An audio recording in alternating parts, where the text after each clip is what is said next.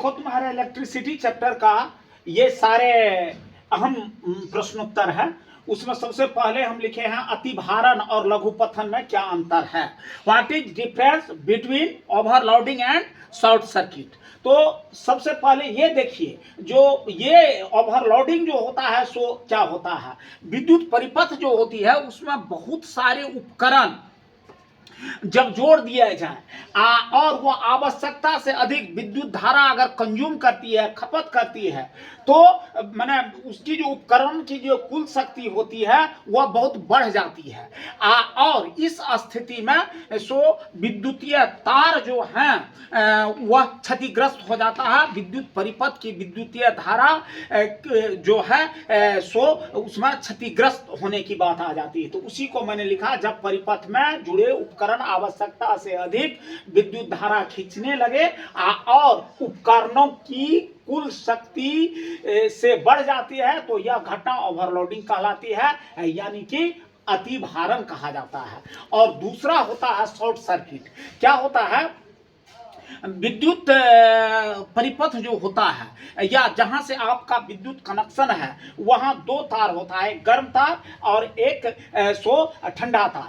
तो जीवित तार या गर्म तार या नहीं तो उदासीन तार या ठंडा तार सो अगर संपर्क में आ जाता है तो ऐसी स्थिति में एक घटना घटती है। क्या होता है, तो प्रतिरोध बहुत कम हो जाता है और विद्युत धारा अत्यधिक प्रवाहित होने लगता है, उसकी प्रवाह बहुत ज्यादा बढ़ जाती है। इससे चिंगारी, तार का गलना और विद्युत परिपथ टूटकर गिर जाना, ये सारी घटनाएं हो जाती है या होने की पूर्ण संभावना हो जाती है। आग भी लगती है, इसे शॉर्ट सर्किट कहा जाता है। यहाँ लिखे हैं, जब विद्युत परिपथ में जीवित तार एवं उदासीन तार आपस में संपर्क में आ जाता है तो प्रतिरोध बहुत कम हो जाती है और अत्यधिक धारा प्रवाह होने लगती है। यह घटना जो है सो शॉर्ट सर्किट कहलाता है।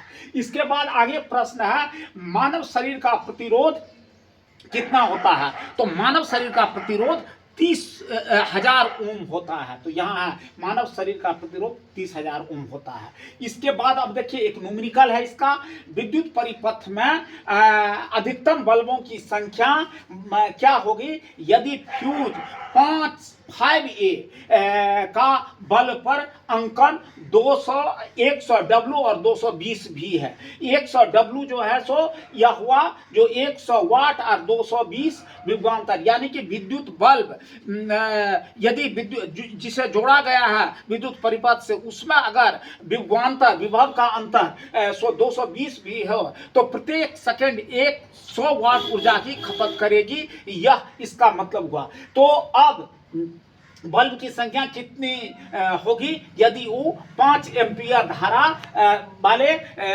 परिपथ से जुड़ा हुआ है। तो इसमें देख लो, माना कि बल्बों की संख्या X एवं बल्ब की शक्ति P जो है वो 100 W है, 100 वाट है, और बल्बों की शक्ति जो हो गया कुल शक्ति वह हो जाएगा आपको 100 गुना XX और विभवांतर विभव का अंतर, विभव के बारे में कहे हैं, एकांक धनावेश को अनंत से किसी खास बिंदु तक लाने में किया गया कार्य विभव होता है, उसका अंतर विभवांतर होता है। तो W भी बराबर 220 भी और विद्युत प्राबल्य विद्युत दो सिरों के बीच यह जो है सो विभवांतर के दिन आवेश का बहाव है, यह है आपको 5A। तो अब देखिए विद्युत व्यंजक से आप जानते हैं P बराबर V गुना I होता है, V बटा I R ओम साहब बताए हैं। अब P हो गया पावर हो गया क्या विभवांतर गुना विद्युत प्राबल्य विद्युत धारा। तो 100 गुना X बराबर 220, V जो था 100 गुना 5, X बराबर कट कुट के निकल गया 11। इस तरह से 11 बल्ब अगर परिपथ में जलाई जाए तो वह सुरक्षित जलेगी। इसके बाद आगे है फ्यूज क्या है, इसका उपयोग बतावे। तो फ्यूज जो है सो विद्युत परिपथ में जो एक युक्ति होती है और इससे शॉर्ट सर्किट और ओवरलोडिंग जो होता है सो नहीं होता है, उसके लिए सुरक्षा दिलाता है। देखिए फ्यूज सुरक्षा की एक युक्ति है। शॉर्ट सर्किट और ओवरलोडिंग से विद्युत परिपथ की सुरक्षा के लिए इसका उपयोग किया जाता है। इस तरह से 4 क्वेश्चन अति प्रमुख है।